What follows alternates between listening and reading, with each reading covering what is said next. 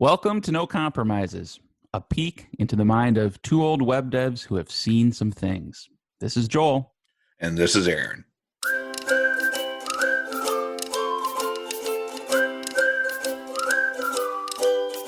When you work with somebody on a team, a software development team, there's going to be differences of opinion. And I would say, like, especially with coding, there can be more of that because there's so many different ways of doing something, right? There's so many different ways of handling authorization or writing to a database or whatever. And so there's going to be different styles, different preferences as to where to organize code and all of that. So today I thought you and I mean, because we've had many of these discussions, could talk about how we approach it. Because I think there's a way to do it productively and a way to do it so that you don't feel bad about yourself. Yeah, you just say, "You're right, Aaron," and then you just move on. It's very efficient to do it that way. But yeah, I mean, that's a good point. You're right. There's the mechanics and all mechanics of programming, but there's also almost a form of art to it too. Mm-hmm. Like you've seen some code, then you've been like, "Wow, this is beautiful," and you're just like, "But how would I ever explain that to someone who doesn't understand the art of code?" Yeah. So there's differences there in what constitutes beautiful, like line breaks and stuff like that. You're like, oh, if it's just so spread out, and someone else is like, oh, why is it so spread out? I have to scroll all the time, So there's all these different things, whether we're talking about standards or design or even solving the problem. Right. And so we run into that. I wouldn't say more often than I have in the past, but often enough. Yeah. Where we have different ways. And I think, as we've alluded to in the past, it's probably our backgrounds are a little different, which bring different perspectives. So, Joel, you're familiar with, working for yourself for quite a long time and, usually a lone wolf, single person. And I'd managed teams for quite a long time. And I think of like, how would 7 programmers handle this? And so those bring some different insights and thoughts into how you might handle that. And I would just add, there's also like differences in aesthetic too. Like, you mentioned beautiful code or art, and it's like, well, one person likes the way this looks, and one person likes the way that looks. And so, I think just to kind of throw this into the context early, some of these things there truly is no like one pure right answer either. And so there's some nuance needed for two people coming into a discussion to figure out like, well, the right answer is that we agree, but like what we agree on in some cases truly doesn't matter as long as there's a reason for it. Yeah. And I think you're right. That's the first thing I kind of want to bring up too, is when it comes to having a discussion or there's two different viewpoints, we generally will find that the person who has the reason usually is the one who's going to end up winning that conversation. Is it a thought out reason or is it just a gut feeling? Well, if it's a thought out reason, doesn't matter if you don't necessarily agree. The reason is logical and that usually prevails. So you're saying if you ask me, Joel, why did you do it this way? And I'd be like, I don't know. I'm not going to win that argument. No. Yeah, that's how you bring out the wrath in me. Oh no. Oh man. I just feel my face even flushing already. Even having a wrong reason is probably better in your eyes than being like, well, I don't know. Well, yeah, I think because, and I wouldn't, I mean, yeah, you could say it's wrong reason, but having a reason just means that you thought about it. And then there's room for us to have a discussion. It's less emotional too when you have a reason, even if you aren't maybe fully informed or whatever. Yeah. And so I think that happens a lot with us or the vice versa when we're doing code review. I've done this a few times where I'm like, I don't like that. I'm like, but I don't know why. So I guess I know that comment. Yeah, I'm like, but I think we can leave it then. If it's if I don't have a better I don't have a better solution or suggestion, or if I have a quote better one, I don't have a reason for it. Yeah. So then I have to back off on that one then. Well, but I think it's good that you even say that, because there was one recently where it was a pull request review that you did for me, and you used that phrase, and I'm like, yeah, I think you're right. And like, I didn't have a real tangible reason either, but I just made the change. And like, I'm glad you said something, because if you didn't say anything, then it wouldn't have changed. And I think it did change for the better. Another thing that me and Joel do in our conversations is we've kind of developed our own sort of phrasing or words or things that make sense to us as a team. And I think Mhm. everyone kind of does that.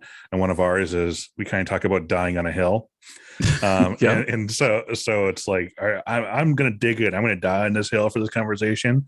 Or it's other times where we might strongly disagree, have reasons, but one of us will just say, "Well, I'm not going to die on that hill. I'm fine. I Yeah. disagree with this, but it doesn't kill me like to have this Right. wrong. Quote wrong." Yeah, and that's something to like be able to gauge for yourself, like how strongly do I feel about this? Because programmers have opinions, but Mm-hmm. they don't always have to be really strong opinions. It's like, okay, well, yeah, I wouldn't do it that way, but you know what? You're right. We've done it this other way 80% of the time here, so we probably should just keep doing it. Just kind of knowing when to be like, I don't really care about this. Not in like a passive aggressive way, but like, yeah, I just it's genuinely not that big of a deal to me. So let's just do it your way. That's fine. So we're talking a lot about code, but there's also like another level, which is ways things function or features. Mm-hmm. And we can have disagreements about that too. And it makes more sense then to kind of figure out like, well, which one of us knows the most about the domain or knows most what the client wants or can communicate with the client. So if Joel is client facing on this project, and we have a disagreement about the feature, he might go to the client, talk with otherwise if he says it's the way the feature is going to be, even if I don't like it, that's what I'm going to build. I'm going to build the thing. It's just because he knows the client and he knows what they need.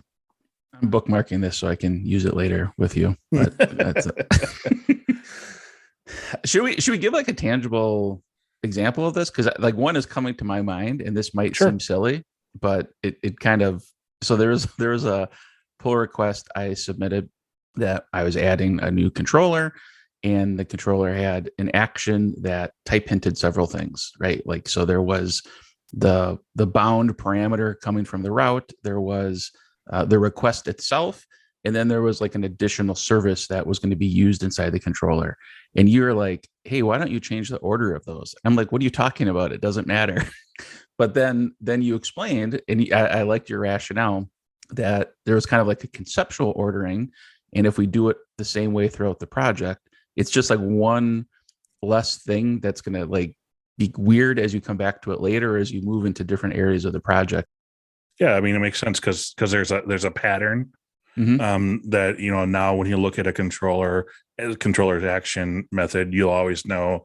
Well, we always put them in this order, so if it's missing one of those pieces of the pattern, Yeah. um, it's missing it, or it could be a mistake or something. It might help you, look at it easier too.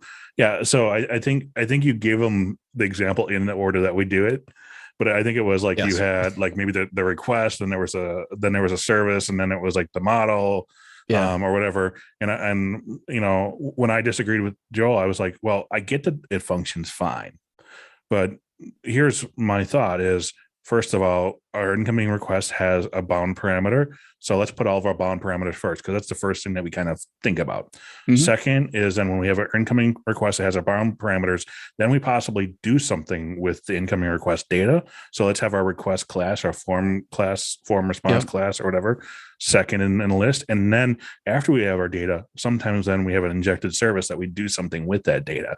So Yeah. let's always put those towards the end because they're the last ones to be used or thought of. And so Mm-hmm. that was kind of the logic. Now, I mean, others that are listening right now could be like, totally disagree. You should always have service first or whatever. Right. That's Right. fine. That's fine. But Yep. for us, it was a disagreement. And then we had a reasoning through it. And then we Mm-hmm. said, okay, well, for our team or for this project, this is how we're going to do things. Yeah, and like I just kind of replaying that conversation in my mind. At first, I'm like, yeah, but that's not actually how it's bound. Like, I was kind of like getting into framework internals in my mind, and I'm like, like I was almost thinking it was a premature optimization or something. Like, well, Mhm. if you put it last and the form request validation fails, it won't inject that service. I'm like, I was like starting to argue in my mind, but then I'm like, no, actually, even if it doesn't make a difference in how the code functions Right. conceptually, I liked that you had sort of a layered approach to it, and like it made sense to me. And so I'm like, okay, because it made sense, I could remember it. And then it's like, yeah, why not do it the same way in all of our controller actions? I liked it. So I'm going to share one other thing. I don't know Oh boy.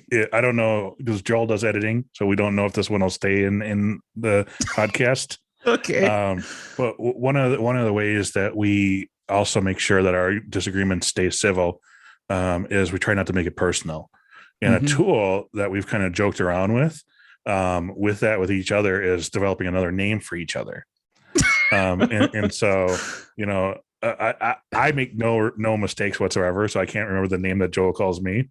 Oh boy. But I call, like, whenever I see code and I'm like, I'm getting upset at Joel for that, or, you know, something, you know, just in my mind. Cause I mean, it would be false to say that you don't feel some emotion when you think things are wrong. Right. Right. Yeah. We're not robots.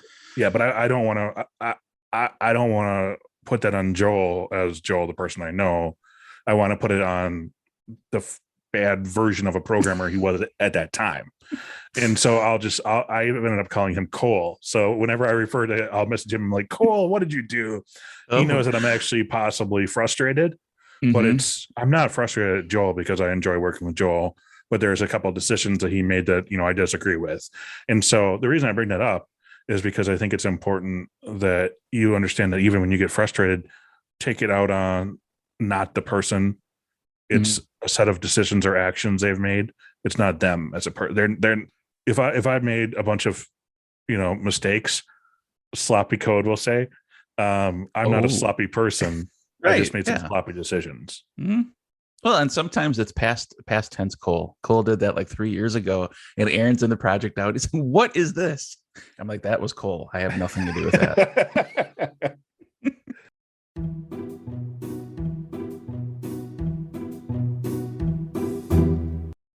I want to establish some nerd credentials here. Okay. I was having a discussion with my son the other day about Rubik's cubes, and he was like trying to solve one. And I just mentioned offhand, when I was a kid, I bought a book on how to solve Rubik's cubes. Well, now you have YouTube, but so I thought that was kind of nerdy. And my son is like, well, yeah, I watched like an hour YouTube video on how to solve these. I'm like, okay, all right. So we're doing like a little bit of a nerd battle here. And I said, you want to know what else I did that was nerdy as a kid? When I was 12 years old, I had my tonsils out. And so this was like my first like night in a hospital. It was kind of traumatic. And so my parents, they said, you know, we'll get you, what would you like as like a present, you know, to keep you occupied in the hospital or whatever. Yeah. And I said a dictionary. And and not just like a general, I had in my mind, I wanted the Webster's 9th New Collegiate Dictionary. So it was a very specific dictionary. And so for our younger listeners, that's a book that they used to put all the words that people use into. Yep. A book is made of paper. It goes on a shelf. Yeah. So when I said that, he couldn't stop laughing because I had clearly out nerded him. But in my defense, it can't be that weird of a gift because, in fact, I still have it. I pulled it off the shelf to look at it. The front page of it is like a dedication page where it says from blank to blank on date. So the fact that was in the dictionary tells me that was a regular gift that people would give one another. So I'm not that weird after all. Either that or they just wanted to make it seem bigger because they removed some words and then they're like, well, we need the page count. So we need one more page. Maybe people make this a gift. I don't know. Yeah. No, I get what you're saying. You know, and I think that's kids these days, they don't understand the struggle because let me tell you what the struggle was even with a dictionary. Okay. So right now you go to Google and you kind of maybe type in a word or possibly even say it and it'll figure out the word. With a dictionary, you had to have a general idea of how you even spelled it to look it up. Like, how do I spell this? Well, you have to kind of know how to spell it to figure out how to spell it. Like, right. Yeah. You didn't know it for sure. The first letter, maybe even the first couple letters to be able to find it. Yeah. Oh, I had no idea to look in the P section for pneumonia.